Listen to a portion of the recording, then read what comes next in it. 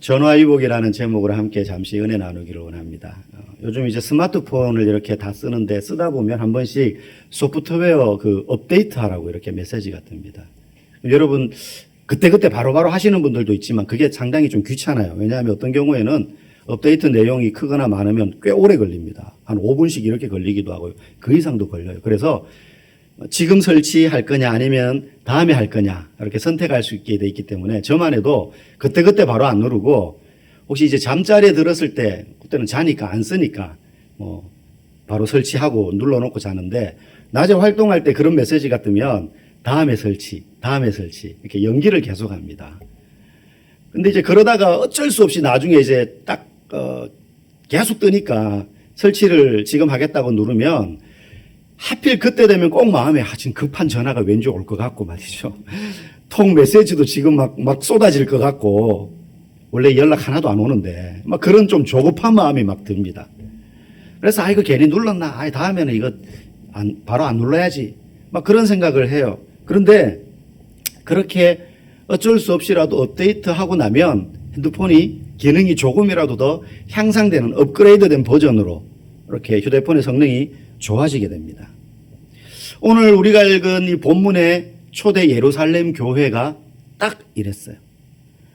그들은 예루살렘이라는 안정된 버전에 머물기를 원했어요. 왜? 이제 막 예수를 믿는 사람들이 많아지면서 떡을 떼고 사랑을 나누고 섬기고 하는 게 너무 좋은 거예요. 왜? 아직까지 핍박이라는 걸 안 겪어봤거든요. 그래서 우리끼리 모여가지고 막 찬양하고 기도하고 성경 읽고 또 헌금하고 떡을 떼고 그걸 나누어주고 가난한 자를 돕고 막 이렇게 생활하는 게 너무 좋은 겁니다. 안정된 버전. 그러나 하나님께서 박해라는 이름의 강제 업데이트 버튼을 눌러버리신 거예요.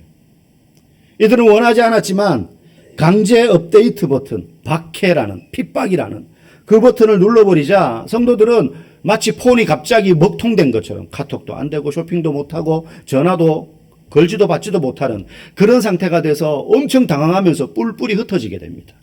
막 흩어져요.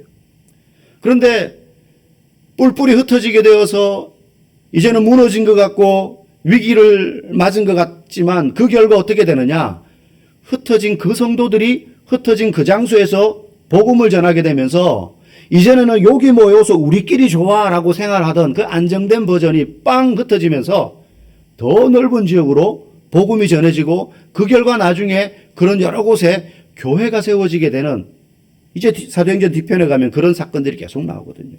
그런 최신 버전의 복음이 전 세계를 향하여서 뻗어가게 되는 최신 버전의 교회로 업그레이드가 되는 모습을 우리는 오늘 본문을 통해서 보게 되고 그 출발점이에요. 오늘 읽은 본문이. 우리도 인생을 살다 보면 내 의지와 상관없이 내 인생이 강제 종료된 것처럼 여겨질 때가 있습니다. 업데이트 버튼, 내가 원하지 않았지만 업데이트 돼버리면 폰이 먹통된 것 같잖아요. 계속 부팅이 되고 막 2번, 3번 부팅이 되기도 하고 꺼졌다 켜졌다 반복하고 아무것도 기능이 작동이 안 됩니다. 그럴 때 우리 인생이 불안하게 느껴집니다. 내 삶이 꼬여버린 것 같아. 아무것도 할 수가 없어. 캄캄해. 화면에 뜨는 건 아무것도 없어요. 근데 여러분, 그때 하나님께서 여러분의 인생을 좀 더 많은 곳, 그리고 더 필요한 곳에 쓰시기 위해서 여러분의 인생을 강제로 때로는 업그레이드, 업데이트 시키는 과정이라는 사실을 여러분 꼭 믿으시기 바랍니다. 오늘 이 초대교회가 그런 과정을 이제 겪기 시작하는 거예요. 그 과정의 출발점은 스데반 집사의 순교였습니다. 스데반 집사는 많은 사도들이 있었음에도 불구하고 초대교회의 첫 순교의 열매였어요. 여러분 놀랍지 않습니까? 사도들, 교회의 지도자들이 물론 이 스데반 집사님도 지도자 그룹의 하나였지만 사도들이 순교를 먼저 당한 게 아니라 성도 중에 먼저 순교를 당한 거예요. 순교의 첫 열매가 되었어요. 베드로도 요한도 옥에 갇힌 적은 있지만 순교의 자리까지 가지 않았습니다. 그런데 이 스데반 집사님이 이제 순교를 당하는 장면 아닙니까? 돌에 맞아 죽잖아요. 지난주 우리가 살펴봤듯이. 그 현장에 나중에 사도 바울이 되는 사울이라는 청년이 거기에 있었던 거예요. 사울은 그 옆에 서서 어떻게 생각했습니까? 저 스데반이 돌 맞아서 죽는 게 마땅하다 이렇게 생각했었어요. 스데반에게 돌을 던지는 사람들의 겉옷을 맡아서 보관했던 사람이 사울입니다. 사실 스데반 집사는 그렇게 돌 맞아서 죽을 만한 죄를 짓지 않았습니다. 법정에 서서 정당하게 나름대로 재판을 받는 과정이었고 그 법정에서 저 인간을 돌로 쳐 죽여라 뭐 이렇게 할 만한 죄를 사실은 찾지 못했어요. 거짓 모함에 의해서 그게 서 있었던 거죠. 피하려고 마음먹었다면 얼마든지 피할 수도 있었습니다. 중재인이 아니었어요. 그런데 피하지 않고 결국은 죽게 되고 순교를 당합니다. 그 장면을 보고 또 그 소식을 접한 그 당시 초대교회 많은 성도들의 반응이 어땠느냐. 2절 말씀 우리 같이 읽어보겠습니다. 경건한 사람들이 스데반을 장사하고 위하여 크게 울더라. 크게 울더라. 우리식으로 표현하면 대성통곡했다는 거예요. 슬프기도 하고 너무 충격적이었던 거예요. 스데반의 순교에 대해서 이들은 전혀 준비되어 있지 않았습니다. 스데반이 순교를 각오하고 내가 지금 공회 법정에 재판받으러 간다 이런 게 아니었어요. 그냥 누가 거짓 고소하니까는 고발당해서 그냥 간 거예요. 변론하러. 거기서 길게 설교하지 않았습니까? 그 설교하고 나와도 돼요. 끼케야 옥에 갇히거나 매질 정도 받으리라고 생각했을지도 몰라요. 교회 성도들은. 그런데 그가 순교당했어요. 막상 순교당했을 때 성도들은 그가 순교를 각오하고 준비하고 갔기 때문에 이건 준비된 순교다. 그러면서 하나님께 감사하거나 스데반을 칭송하거나 박수치거나 하지 않았습니다. 베드로와 요한도 앞에 붙잡힌 적이 있습니다. 그런데 꾸지람 듣고 경고받고 감옥에 갇혔다가 풀려났거든요. 그 스데반도 그 정도 그냥 처벌받고 나올 줄 알았는데 예기치 못한 순교를 당해서 교회 성도들은 훨씬 더 충격이 컸습니다. 그리고 스데반이 순교당한 이후에 그 충격이 채 가시기 전에 대책을 세우기도 전에 이제 핍박이 본격화됩니다. 한 명 한 명을 타켓으로 노려서 지도자들인 베드로, 사도들 불러가지고 고함치고 엄하게 경고하고 때로는 감옥에 가두고 매질하고 이 정도였는데 이제 스데반 집사님을 죽이고 나자 교회를 좋지 않게 보던 그 무리들이 이제 기세등등 용기를 얻었어요. 그래서 이제는 한 명을 타켓으로 노리는 게 아니라 예수 믿는 사람들 전부를 공격하기 시작합니다. 전부를 공격하기 시작해요. 이제 성도들이 남의 일이 아닌 거예요. 나도 스데반처럼 될 수 있다. 나도 스데반처럼 될 수 있다. 우리 학교 다닐 때 선생님들 중에 예전에는 많이 때렸잖아요. 체벌이 그냥 당연했고 그랬었잖아요. 근데 단체 기합을 주는 선생님은 크게 무섭지 않아요. 어차피 다 맞으니까 학생들 마음 가운데 그런 게 있어요. 나만 맞는 게 아니니까 다행이다. 근데 한 명 본보기로 막 조져요. 그러면 걔 한 명 때림으로 인해서 선생님은 최소의 힘으로 최대의 효과를 얻습니다. 무슨 뜻인지 아시죠? 한 명 때리면 나머지 애들은 다 그냥 내가 저렇게 될 수도 있겠다. 잘해야지. 이렇게 되는 거예요. 스데반 한 명 죽이고 나니까 온 성도들이 이제 내일처럼 느껴지는 겁니다. 겁을 집어먹게 돼요. 그들은 하나님이 왜 스데반의 순교를 막지 않으셨을까?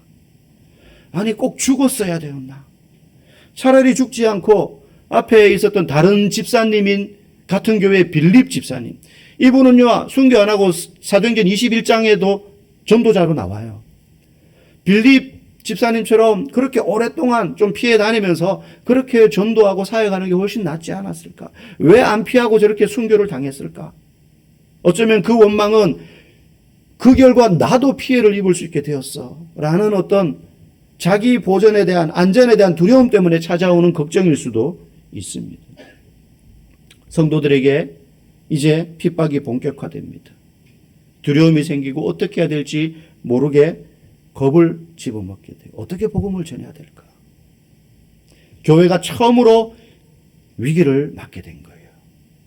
여러분 우리도 신앙생활 잘하고 있는데 어느 날 고난이 닥치고 예기치 못했던 준비하지 않았던 위기가 닥칠 때가 있습니다. 그때 제일 먼저 드는 생각이 하나님 뭐하고 계시나? 하나님 왜 이 위기를 사전에 막지 않으셨을까? 내 나름대로 열심히 예수님 잘 믿으려고 노력했고 교회도 안 빠지려고 노력하고 신앙생활 열심히 했는데 왜 나에게 이런 일이, 왜 내 가족에게, 내가 사랑하는 사람들에게 이런 일이 생길까? 오히려 생기기 전에 막아주셨어야 되는 거 아닌가 하는 원망이 생길 때가 있어요. 왜? 두려우니까. 걱정이 되니까. 사실 이때 우리의 신앙생활에 위기가 찾아오는 겁니다. 그 위기를 초래하는 문제 때문에 위기이기도 하지만 그 위기를 맞닥뜨린 우리의 마음의 무너짐, 두려움, 하나님에 대한 원망과 불신의 싹이 트고 미래에 대한 두려움이 점점 커지는 것, 그 마음의 무너짐이 사실은 우리에게 더 큰 위기입니다. 더 큰 위기예요. 이제 그 두려움이 교회의 현실로 나타납니다. 3절 말씀 한번 보실까요? 사울이 교회를 잔멸할세. 3절 없나요? 3절이 없네요. 화면에. 죄송합니다. 우리 성경 보실까요? 사울이 교회를 잔멸할세 각 집에 들어가 남녀를 끌어다가 옥에 넘기리라. 네. 사울이 등장합니다. 스데반이 돌에 맞아 죽을 때 돌 던지는 사람들의 겉옷을 맡아서 옆에서 지키면서 저 인간 맞아 죽는 것 당연해 라고 여겼던 사울이 이제 핍박자의 선두에 섭니다. 보통 사람이 아니에요. 이 사울은 그리스도를 핍박하는데 무서운 적대감을 가지고 핍박해요. 그냥 나와 다르다는 이유가 아니에요. 잔멸하다라는 표현이 나오는데 이건 벌써 어감이 뭔가 좀 강하잖아요. 잔멸하다. 이 잔멸하다라는 말은요, 모욕을 주고 더럽히고 파괴하다 이런 뜻이에요. 그냥 잡아서 옥에 가두는 게 아니에요. 모멸감을 주고요. 자존감을 완전히 우그러뜨리고요. 막 인격을 모독하고요. 두들겨 패고요. 조롱을 하고 그러면서 예수 믿는 사람들을 색출해 내기 시작해요. 우려가 현실이 되고 두려움이 실제로 나타날 때 사람들은 절망합니다. 암이면 어떡하지? 걱정은 되는데 병원 갔더니만 의사가 말깁니다. 이러면 절망감이 찾아요. 그전에는 두려움이라는 감정이었는데 이제는 진짜 무너지는 거예요. 그러면 이런 위기가 현실로 나타났을 때 모든 교인들이 두려워하고 어떻게 해야 되지? 막 이제는 집 밖을 못 나가는 거죠. 전에는 모여가지고 함께 떡을 떼고 찬양하고 말씀 읽고 막 이러는 게 좋아서 매일 모였는데 모일 때마다 성찬식 했는데 이제는 모이는 건 고사하고 집 밖을 나가기가 두려워요. 내가 그리스도인이라는 사실이 들통날까? 혹시 나는 모른 채 있는데 나를 아는 다른 사람들이 나를 부를까? 쟤도 그리스도인이요 라고 혹시 신고할까? 성도들끼리도 서로 못 믿는 거예요. 그래서 예전 배너 같은 영화 보면 코바디스 같은 예전 그 당시 시절을 다룬 영화 보면 그리스도인들이 서로 그리스도인인지 몰라요. 왜냐하면 많이 못 모여요. 나중에 흩어지면서 소그룹으로 계속 모이니까 우리 소그룹 몇 명 빼고는 몰라요. 그래서 내가 그리스도인이라는 게 들통나면 안 되니까 서로 그리스도인들만 아는 사인을 만듭니다. 암호 같은 거죠. 그림을 그려요. 손바닥이나 바닥에 물고기 모양의 그림을 그리고 상대방도 그걸 그리면서 뭔지 안다는 사인이 주고받으면 그리스도인이라는 걸 알아요. 왜? 우리 물고기 그러면은 예수님의 기적 중에 뭐가 생각납니까? 오병이어. 그리스도인은 그걸 알거든요. 예수 믿는 사람끼리는 물고기 그러면 오병이어가 떠올라요. 그리고 그 물고기라는 말이요, 헬라어로 익투스라는 말인데, 익투스라는 헬라어 5글자가요, 각각 어떤 5단어의 머리 글자예요. 그 머리 글자를 합치면 익투스라는 물고기라는 뜻의 단어가 또 돼요. 그 5글자가 다 무슨 뜻이냐면 예수는 그리스도시요 하나님의 아들이요 구세주시다라는 5단어의 첫 글자를 다 따서 한 단어로 만들면 물고기라는 단어가 또 돼요. 그러니까 이게 이중암호가 있는 거죠. 그래서 물고기 그림을 그리면 서로 아는 거예요. 안심하는 거죠. 그럴 정도로 두려움에 사로잡힙니다. 그때 하나님은 뭐라고 계셨을까? 우리 1절 말씀 같이 한번 읽어보겠습니다. 그날에 예루살렘에 있는 교회에 큰 박해가 있어 사도 외에는 다 유대와 사마리아 모든 땅으로 흩어지니라. 더 이상 성도들이 예루살렘에 머무를 수가 없어요. 이때는 예루살렘에만 성도들이 쫙 모여 있었어요.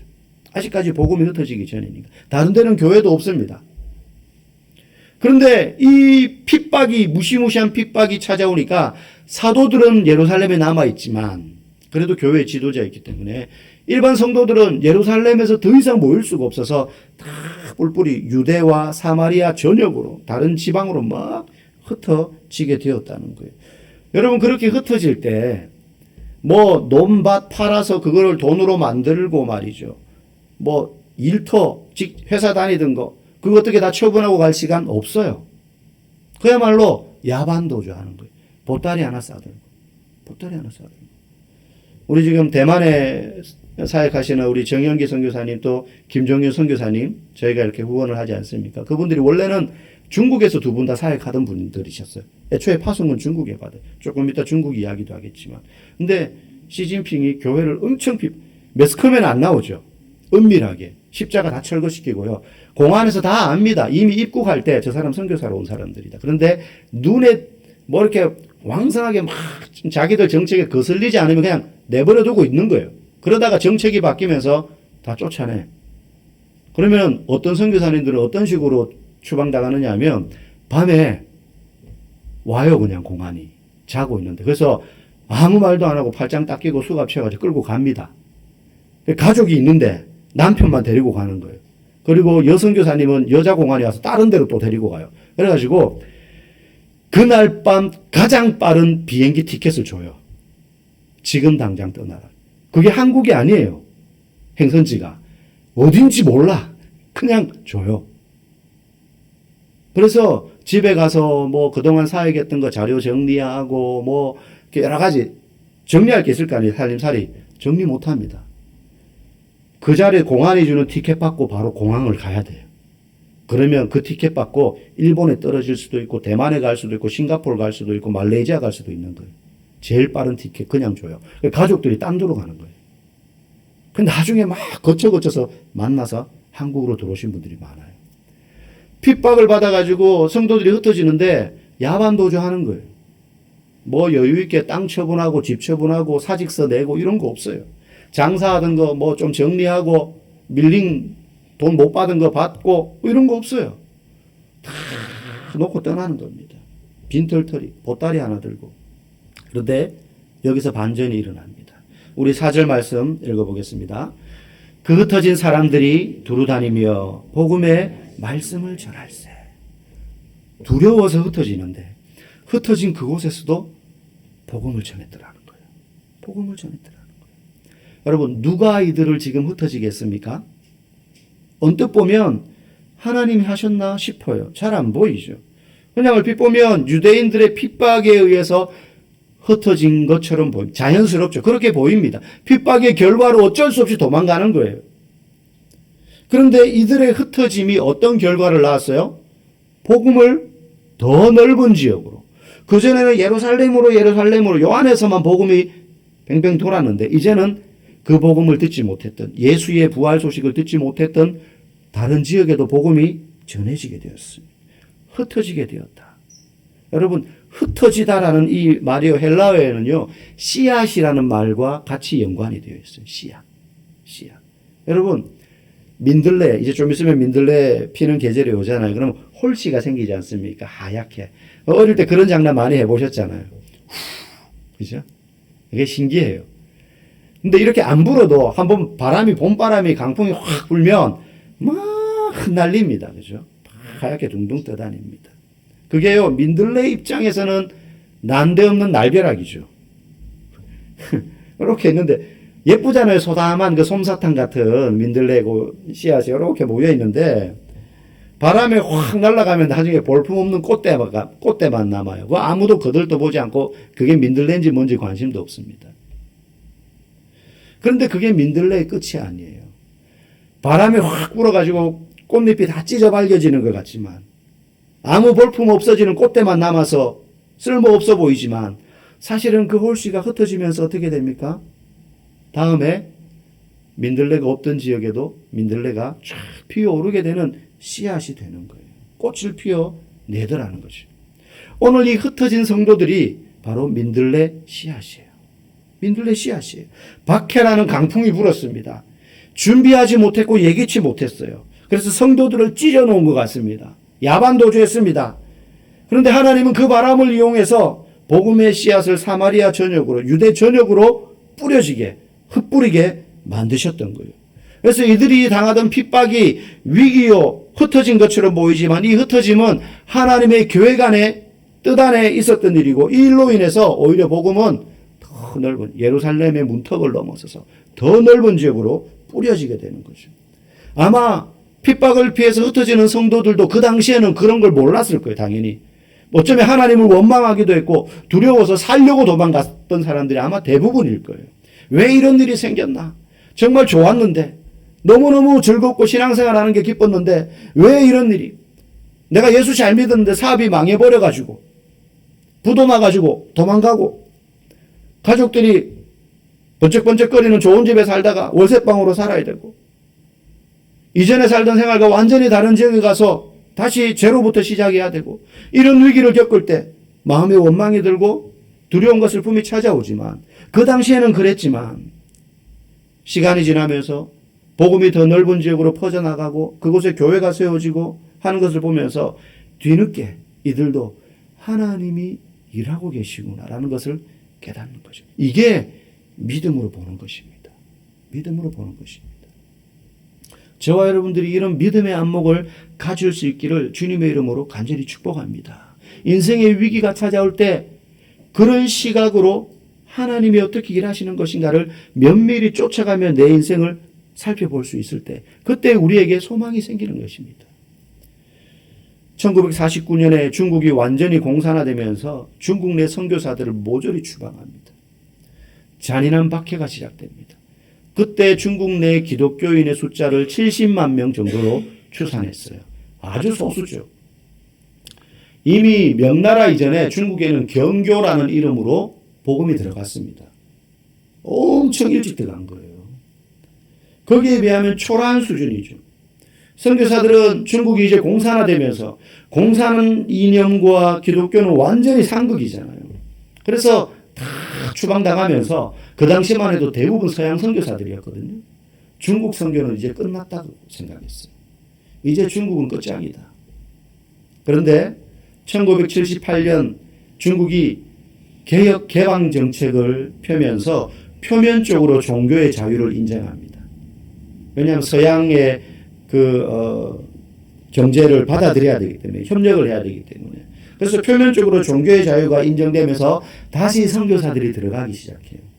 서방에서도 들어가고 우리나라에서도 들어가기 시작합니다. 들어가서 그들이 본 광경은 깜짝 놀랄 만한 모습이었어요. 너무나 많은 그리스도인들이 있었기 때문이에요. 49년부터 78년도까지 거의 30년 동안 복음의 불모지였어요. 아무도 그들에게 복음을 전해주는 사람이 없었어요. 그런데 너무나 그때 78년도에 개방되고 80년, 90년도에요. 중국의 기독교가 폭발적으로 부흥합니다. 현재 2025년도 중국의 기독교인, 삼자교회, 중국에서 공인한 교회들까지 합치더라도 많지 않으니까요. 지하교회 교인들, 가정교회, 주로 중국은 가정교회입니다. 많이 못 모이기 때문에. 그런 교인 숫자를 다 합치면 1억에서 1억 3천만 명으로 추산합니다.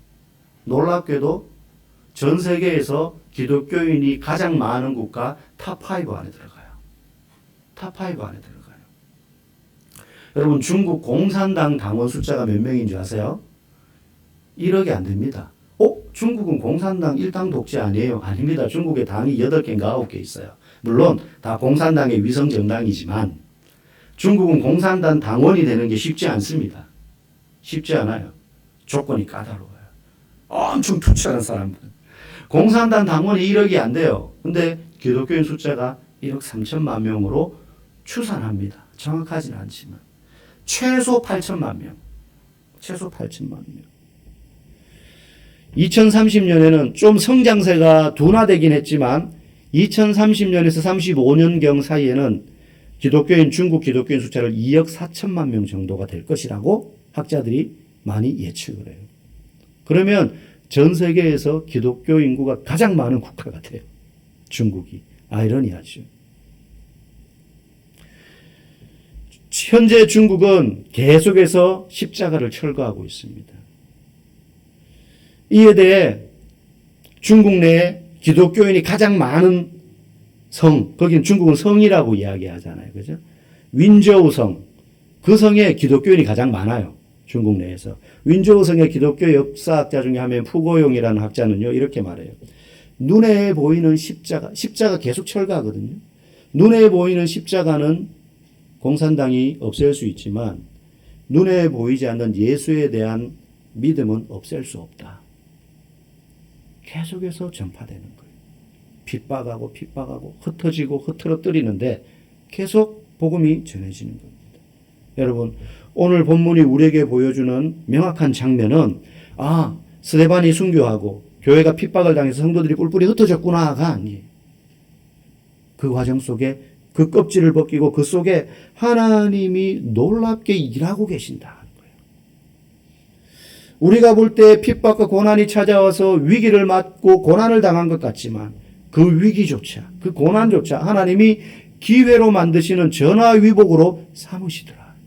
저와 여러분의 인생에도 마찬가지. 이런 전화위복의 극적인 장면이 가장 선명하게 보여진 것이 바로 십자가예요. 십자가. 완전히 패배한 것 같고 제자들은 예수님을 배반하고 다 떠나고 심지어 예수님을 팔아먹었습니다. 아무도 그 곁에 없었어요. 여인들 제외하고는.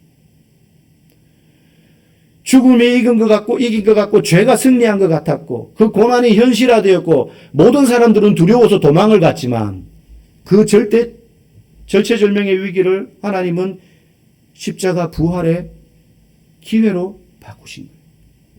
저와 여러분의 인생에도 마찬가지입니다. 매일매일 우리는 각자 흩어져서 그 현장에서 여러분은 교회로 살아가는 사람들입니다. 집사님, 장로님, 권사님, 성도님, 목사 흩어지면 여러분 한 명 한 명이 그 지역의 그 현장의 맑은 샘 동상 교회가 되는 것입니다. 거기서 우리가 살아갈 때 예기치 못했던 고난이 닥칠 수 있습니다. 돈 문제, 건강 문제, 여러 가지 관계 문제, 어려움 닥칠 수 있지만 그 순간에도 하나님이 내 삶을 기회로 바꾸어 가신다라는 것을 여러분 믿으시기 바랍니다. 그게 기회로 변해서 병이 나았다. 기회가 되어 전화위복이 되어서 내가 다시 부자가 되었다. 이런 것만 우리가 기대할 게 아니라 내 연약함을 통하여서 하나님의 뜻이 이루어져 간다.